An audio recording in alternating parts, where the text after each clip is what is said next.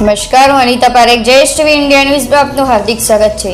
Live सुन रहा था और जो यूनानिमस जजमेंट थी ये सुनकर बहुत निराशा हुई, बहुत अफसोस हुआ।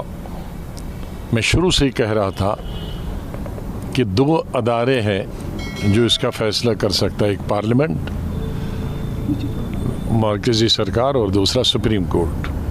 जाहिर है मरकज़ी सरकार करती नहीं, उन्होंने तो आर्टिकल 370 को ख़त्म किया, कानून बनाकर नया। अब ये आखिरी हमारी उम्मीद थी कि सुप्रीम कोर्ट इसमें सुनाई करे और इसका फ़ैसला सुनाए। 3 महीने 4 महीने इस पर बहस हुई पार्लियामेंट के अंदर, और मुख्तलिफ वकला ने अलग अलग पार्टीज़ को और रियासत जम्मू कश्मीर के लोगों को रिप्रेजेंट किया। और उसके बाद जो आज यूनानिमस फैसला आया, उससे मेरे ख्याल में जम्मू कश्मीर के सभी लोग, चाहे वो कश्मीर के हों या जम्मू सूबा के, वो खुश नहीं है। मैं आज भी समझता हूँ कि ये हमारी रीजन के लिए एक हिस्टोरिकल चीज़ थी। हमारे जज्बात जम्मू कश्मीर के लोगों से इससे जुड़े थे, चाहे वो 370 हो या 35A हो, जिस 35A को महाराजा हरि सिंह ने 1925, 1927 और 1928 में बनाया था कि बाहर वाला न नौकरी कर सकता, न बाहर वाला ज़मीन खरीद सकता। और जब हमारा आईन बना तो 35A की शक्ल में उस महाराजे को फैसले को आगे बढ़ाया था। तो आज वो भी ख़त्म हो गया, दोनों चीज़ें ख़त्म। इससे हमारी स्टेट की इकानमी को बहुत नुकसान होगा, ज़मीनें महंगी हो जाएंगी, पूरे हिंदुस्तान के लोग जम्मू और श्रीनगर आएंगे। हमारी महदूद, हमारी यहाँ कोई बड़ी इंडस्ट्रियाँ नहीं है कि जिसमें हज़ारों या लाखों लोग काम करें। हमारी सबसे बड़ी इंडस्ट्री है टूरिज़म, और वो लिमिटेड लोगों के लिए है। हमारी सबसे बड़ी इंडस्ट्री जम्मू कश्मीर की है नौकरी, सरकारी नौकरी, और उसमें भी अब और बहुत कम नौकरियां होती। ज़ाहिर स्टेट बहुत छोटी है, अब उसमें पूरे मुल्क के 130 करोड़ जो आबादी हमारे में वो अप्लाई कर सकते हैं हर महकमे के लिए। तो हमारे जो नौजवान बच्चे हैं या बच्चियां हैं पढ़ी लिखी, वो और बेकारी हमारी बढ़ेगी, कई गुना और ज़्यादा बढ़े। तो ये तमाम चीज़ें जब रखी गई थी आर्टिकल 370 में, 35A में, 35A में, इन तमाम चीज़ों को नज़र में रखा गया था कि एक बॉर्डर स्टेट है, एक तरफ से चाइना है, दूसरी तरफ से पाकिस्तान है, और कोई यहाँ ज़रिया आमदनी नहीं है, कोई खदानें नहीं है, बड़े कोयले की खदानें या दूसरी खदानें। तो ये चीज़ें आर्टिकल 370, 35A रखना चाहिए ताकि इनको तमाम लाज़िमात मिले। आज उन लाज़िमात से हम कोर्ट जाएंगे, हम कह सकते हैं आज के बाद जम्मू कश्मीर के लोगों का कोर्ट से भी अब भरोसा हट गया है। मैं ये तो नहीं कह सकता कोर्ट से भरोसा उठ गया, लेकिन ये था कि एक उम्मीद थी, क्योंकि कई चीज़ों में हम सब ने, हिंदुस्तान के हिंदू मुसलमान ने पिछले कई सालों से कहा था जो कोर्ट करेगा वो आखिरी फ़ैसला होगा। जैसे बाबरी मस्जिद के बारे में कहा था, इसी तरह से और कई चीज़ों में कहा था, और उसको स्वीकार किया था। तो अब हमारी उम्मीद थी कि सुप्रीम कोर्ट, क्योंकि वो किसी दल की, किसी पक्ष की, किसी सियासी पार्टी से ताल्लुक़ नहीं रखते हैं, और ख़ास तौर से आज की जो ये बेंच था वो बिल्कुल मैं कह सकता हूँ कि बहुत ही अच्छा बेंच था। लेकिन अब उन्होंने कॉन्स्टिट्यूशन को इंटरप्रेट किया, और कॉन्स्टिट्यूशन के हिसाब से उन्होंने कहा कि 370 है। लेकिन मैं बुनियादी तौर पे कहता हूँ कि इसको ख़त्म करना 5 अगस्त 2019 को ही गलती थी। जल्दी में किया गया था, बहुत जल्दी में किया गया था, और जम्मू कश्मीर के आवाम से तो कोई पूछ नहीं सकता है इतने आवाम से, लेकिन जम्मू कश्मीर की सियासी पार्टियों से पूछा जाना चाहिए था, तो वो नहीं हुआ। पूछा तो नहीं गया। What next? पॉलिटिकली कोई और फंडा है या नाउ प्रिपरेशंस फॉर इलेक्शंस?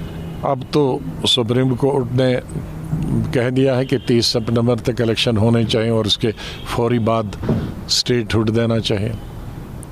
तो अभी उन्होंने गुंजाइश कुछ रखी नहीं। तो अब ये कह सकते हैं कि ये जो फैसला था कोर्ट का, अब अदालत के खिलाफ तो कुछ नहीं कह सकते, लेकिन उससे जम्मू कश्मीर के तमाम अवाम में, हमें, हमारी पार्टी को बहुत मायूसी और अफसोस है। स्टेटहुड पर आप मुतमईन? स्टेटहुड तो उन्होंने पहले ही पार्लियामेंट में कहा है, अब उसमें इलेक्शन का भी पहले ही कहा है, लेकिन इस सिलसिले में कम से कम जो सुप्रीम कोर्ट ने एक डेट तय कर दी कि भाई 30 सितंबर से पहले होना चाहिए और उसके फ़ौरन बाद स्टेटहुड होना चाहिए, वो चीज़ तो हमारे हक में है।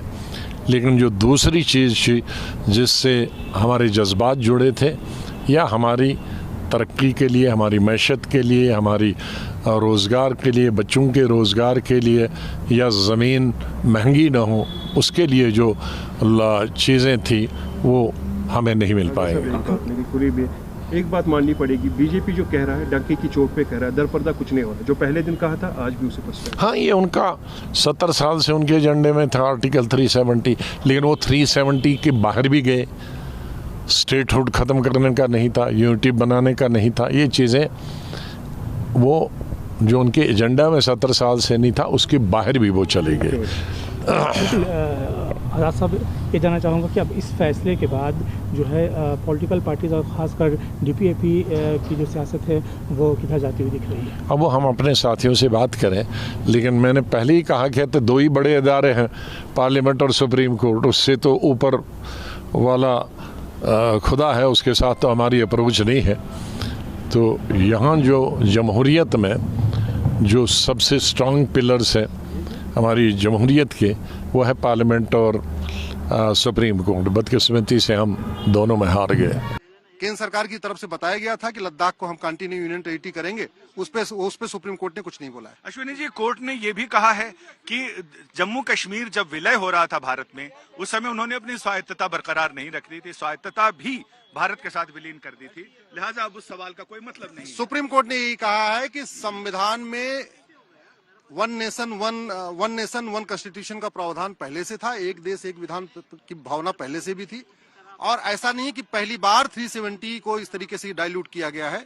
सुप्रीम कोर्ट ने कहा है कि पिछले कई वर्षों से लगातार कोशिश हो रही थी कि धीरे धीरे कश्मीर को इंटीग्रेट किया जाए, और जो ये फैसला आया है उसी को एक्सटेंड करने का है कि अब जो एकाएक डिसीजन लिया गया कि पूरा कश्मीर इंटीग्रेट हो जाएगा, वो उसी में किया गया है।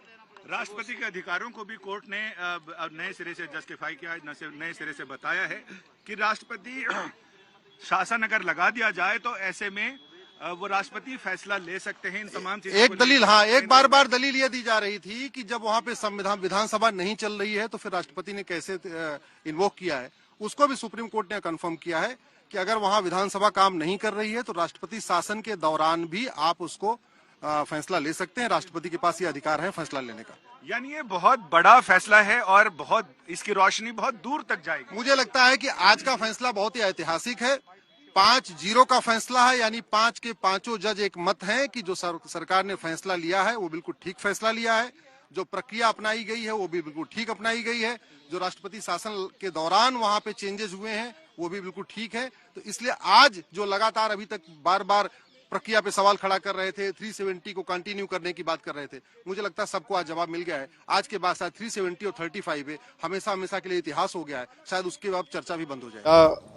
हम उससे मुतमईन नहीं हैं और हमारा मानना यह है कि ये कॉन्स्टिट्यूशनल मेजॉरिटी जो लोग कह रहे हैं, अब कॉन्स्टिट्यूशनल मोरालिटी की आज जीत हुई है और मेजॉरिटी मोरालिटी की कामयाबी हुई है। इसमें कोई दो राय नहीं है कि कश्मीर हमेशा से भारत का एक अटूट हिस्सा रहा है, बट अटूट हिस्सा जब हम कहते हैं तो उसका जो रिलेशनशिप है यूनियन से, उसको तो आप डिनाई नहीं कर सकेंगे। और ये जो कॉन्स्टिट्यूशनल रिलेशनशिप कश्मीर से यूनियन का रहा है वो परमानेंट हुआ है जो कॉन्स्टिट्यूशनल असेंबली डिसॉल्व हुई है कश्मीर की।